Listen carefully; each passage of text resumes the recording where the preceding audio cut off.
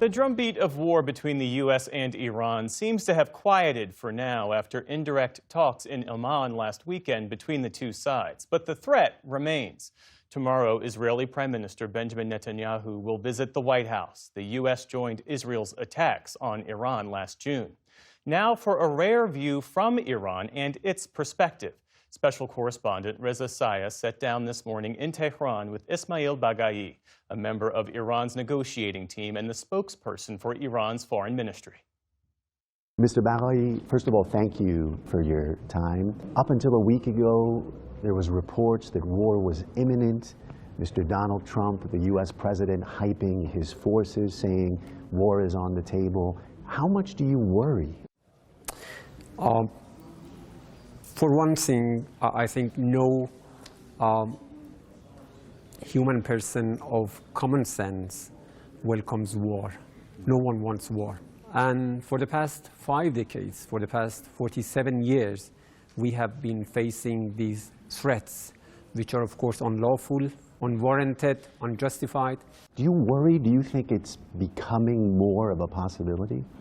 You see, we have always lived with these looming threats. So while we should be concerned about the consequences, but I think we have been courageous, our people have been courageous because they know this is not just. This is a threat that wants to impose their will on our people. So we have to deal with that. The indirect talks in Oman, I want you to take me there because you were there. One location you have the American team, and another location you have the Iranian team. Did you ever cross paths with the Americans? Did you see them? So we started with a short briefing with Minister Busaidi, and then they had their own interaction, I mean Americans and Omanis. And in between, there was a short shake hand between Iran foreign minister and American envoy. So they met, they shook hands? Yes, they met. Did you shake their hands? I was not there. You were not there? Because it was between Minister Araghchi and American envoy Steve Witkoff. So was it pleasant? Did they smile? Did they exchange greetings? You know, Iranian diplomats are polite. A lot of people are still not clear of what was achieved in that first session and what can be achieved, because Washington's demands are your red lines. If no one's budging from their position, where is there room to negotiate? I think at the end of the day, if the intention is to have a result-oriented negotiations, there should be a compromise. This was the first step, and the fact that we managed to get together after 8 months, I think by itself was important. The distrust between the United States and Iran is very deep, and it is not because of Iran's behavior. Just 7-8 months back, we had to face with this unlawful attack against our nuclear facilities by the United States. So I think it was very courageous for Iranians to decide to go for these negotiations, knowing that the previous rounds resulted in American attack against Iran. Is there anywhere where the Islamic Republic can show flexibility when it comes to enriching uranium, sending out their stockpile, limiting their missile system, cutting off ties with the proxies? Is there any place where you can show some flexibility? The negotiations are going to be focused on nuclear issue. So let's take the nuclear issue. Would you consider enriching uranium at a lower level, sending out some of your stockpile, maybe pausing in uranium enrichment for a couple of years? What we want is based on an established rule of international law. We are a member of non-proliferation treaty. We are for nuclear energy for peaceful purposes.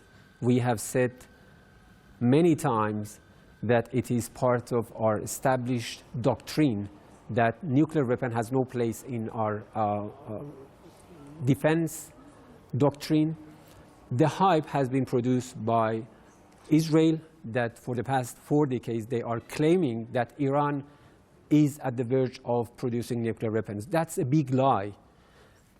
So as far as nuclear issue is concerned, enrichment being part of that, we have shown flexibility. We have said that we would be ready to talk about the level of enrichment.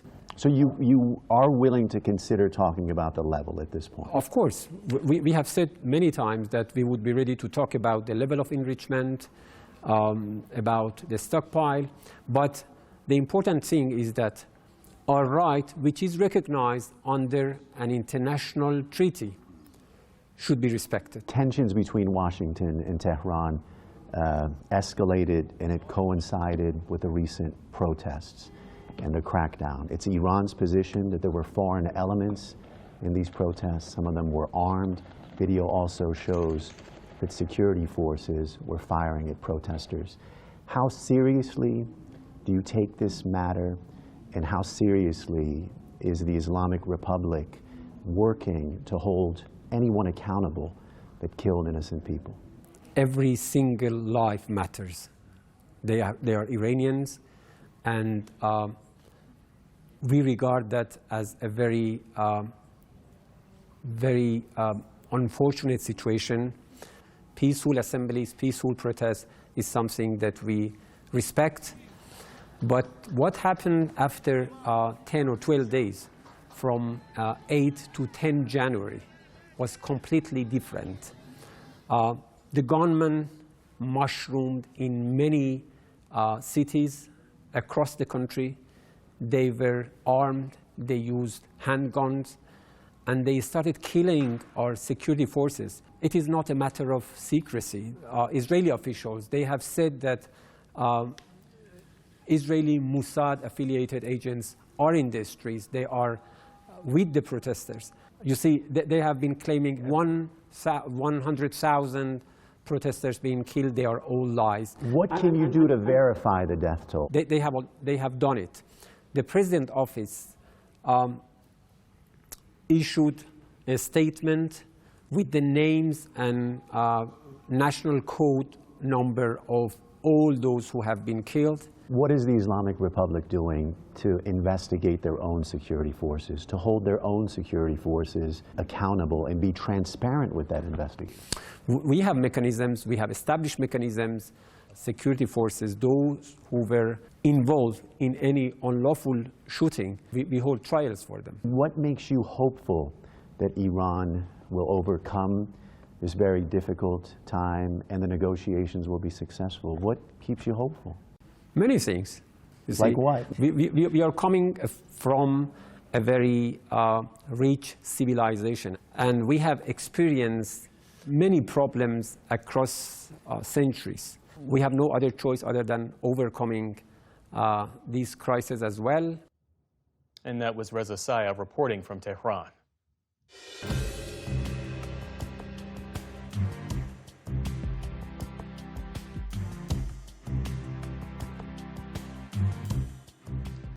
Support journalism you trust. Support PBS News. Donate now, or even better, start a monthly contribution today.